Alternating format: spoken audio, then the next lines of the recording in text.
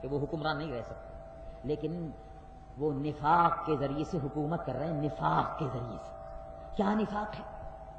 اللہ تبارک و تعالیٰ نے نفاق کی سب سے بڑی مذمت قرآن میں فرمائی۔ اب دیکھیے آپ، نفاق دو قسم کا ہوتا ہے،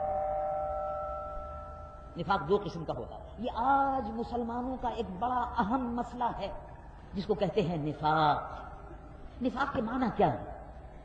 نفاق کے معنی ہے ہیپوکریسی۔ نفاق کے معنی ہے ظاہر کچھ اور ہے، باطن کچھ اور ہے، زبان پر کچھ اور ہے، دل میں کچھ اور ہے۔ جو زبان پر ہے وہ دل میں نہیں ہے، جو دل میں ہے وہ زبان پر نہیں ہے، جو ظاہر میں ہے وہ باطن میں نہیں ہے، جو باطن میں ہے وہ ظاہر میں نہیں ہے۔ اس کو نفاق کہتے ہیں۔ ایسے لوگ بھی منافق تھے جو رسول اللہ کے پیچھے نماز پڑھتے تھے۔ اب آپ سوچو، اگر حضور پرنور سید العالمین محمد الرسول اللہ صلی اللہ علیہ وسلم تشریف فرما ہے اور حضور کے بیچوں بیچ منافق ہیں، نماز بھی پڑھتے ہیں تو رسول کے پیچھے، اور نماز پڑھنے کے بعد برائی بھی کر رہے ہیں، اس سے بڑا کوئی منافق ہو سکتا؟ آپ خود اندازہ لگائیے۔ رب العالمین جل جلالہ عمن والہ قرآن میں ارشاد فرماتا ہے، اب اس پر غور کیجئے۔ اور نفاق، رب العالمین جل جلالہ عمن والہ ارشاد فرماتا ہے، وَمِنَ النَّاسِ مَن يَقُولُ آمَنَّا بِاللَّهِ،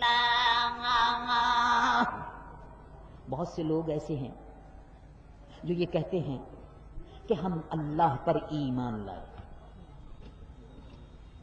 روز آخرت پر ایمان لائے، قیامت کے دن پر، روز آخرت پر اور اللہ پر ہم ایمان لائے، صاحب ہم مسلمان۔ اللہ کیا فرماتا ہے؟ اللہ تبارک و تعالیٰ کیا فرماتا ہے؟ اب ظاہر ہے ایک آدمی اگر یہ کہے کہ میں اللہ پر، روز آخرت پر ایمان لایا، تو ظاہر ہے اللہ تبارک و تعالیٰ کو کہنا چاہیے کہ سبحان اللہ، ماشاء اللہ، جزاک اللہ، بڑی خوشی کی بات ہے کہ تم ایسے وقت میں چاروں طرف یہودی بھی ہیں، عیسائی بھی ہیں، نصرانی بھی ہے، مقابلہ ہو رہا ہے، تم اپنے ایمان کا اعلان کر رہے ہو، قابل مبارکباد ہو۔ نہیں، اس نے کہا کہ میں مسلمان ہوں، لوگوں نے کہا مدینہ شریف میں مسلمان ہوں، حضور پرنور صلی اللہ علیہ وسلم کے پیچھے نماز پڑھنے کے بعد کہا ہم مسلمان ہیں۔ اللہ نے کیا جواب دیا؟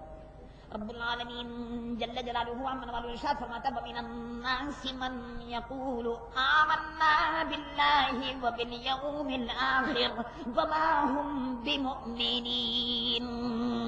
اے محبوب، یہ جو کہہ رہے ہیں کہ ہم ایمان لائے اللہ پر، ایمان لائے روز آخرت پر، یہ مومن نہیں ہیں، بے ایمان ہیں، جھوٹ بول رہے ہیں۔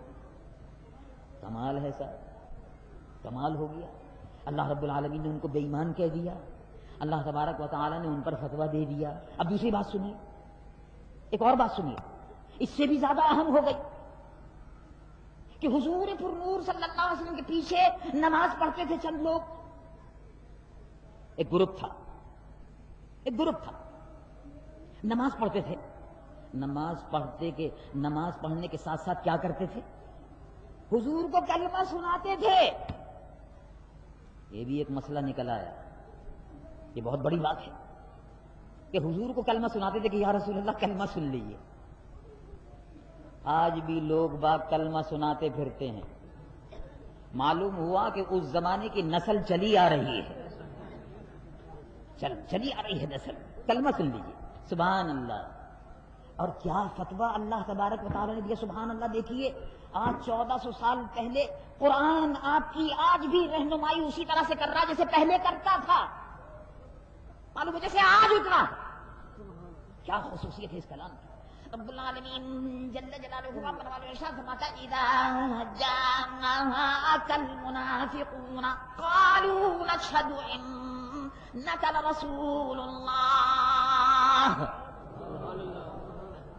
یہ جو آپ کے پاس آتے ہیں اور کہتے ہیں کہ یا رسول اللہ، ہم گواہی دیتے ہیں کہ آپ اللہ کے رسول ہیں، اشہد ان محمد رسول اللہ صلی اللہ علیہ وسلم، اشہد ان لا الہ الا اللہ واشہد ان محمدا عبدہ ورسولہ، یہ جو آ رہے ہیں اور کلمہ پڑھ رہے ہیں، تو اے محبوب، دیکھیے کلمہ پڑھا ہونا، قالوا نشہد، انہوں نے کہا ہم گواہی دیتے ہیں کہ آپ اللہ کے رسول ہیں.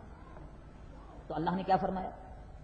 رب العالمین جل جلالہ عما والو ارشاد فرماتا ہے کہ یہ جو کلمہ پڑھ کر آپ کو سنا رہے ہیں، اللہ تبارک و تعالیٰ فرماتا ہے، رب العالمین جل جلالہ عما والو ارشاد فرماتا ہے واللہ یشہد انک لرسولہ، اللہ اس بات کا گواہ ہے کہ آپ اللہ کے رسول ہیں. اللہ گواہ ہے کہ آپ اللہ کے رسول ہیں، مگر یہ جو کلمہ سنا رہا ہے اس کا کیا فیصلہ ہوگا؟ اس کا کیا فیصلہ ہوگا؟ اللہ رب العالمین نے کلمہ سنانے والے کا فیصلہ فرما دیا. کیا فیصلہ ہو گیا؟ معلوم ہوا کہ کسی کے کلمے سے دھوکہ مت کھانا. بڑے بگلا بھگت گردن جھکا کر آنکھیں بند کر کے بڑے اہتمام سے بڑے اطمینان سے کلمہ شریف آپ کو سنائیں گے. کہیں ایسا نہ ہو کہ ان کے کلمے سے دھوکے میں آ جاؤ، یہ مت کرنا ہے.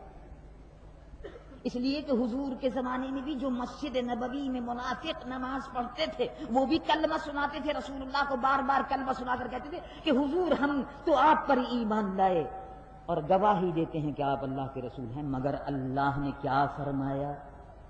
رب العالمین جل جلالہ عما والو ارشاد فرماتا واللہ یشہد واللہ یعلم انک لرسولہ، اللہ تو جانتا ہے کہ آپ اللہ کے رسول ہیں. واللہ یعلم انک لرسولہ واللہ یشہد ان المنافقین لکاذبون، اللہ اس بات کا گواہ ہے کہ یہ منافق اپنے کلمہ پڑھنے میں جھوٹے. 1400 برس پہلے فیصلہ ہو گیا کہ کلمے کے نام پر دھوکہ مت کھانا، نماز کے نام پر دھوکہ مت کھانا. پہچان لیا کرو پہلے نماز پڑھنے سے. نماز تو منافق بھی پڑھتے تھے، حضور کے پیچھے پڑھتے تھے، اس سے بڑی بات کوئی ہو سکتی ہے؟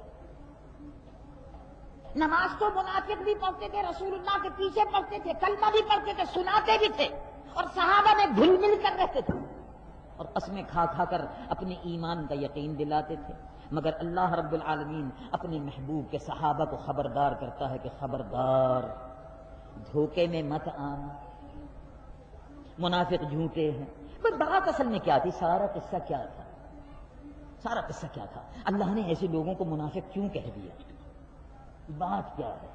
ایک مختصر سی بات، پہچان بڑی مختصر سی.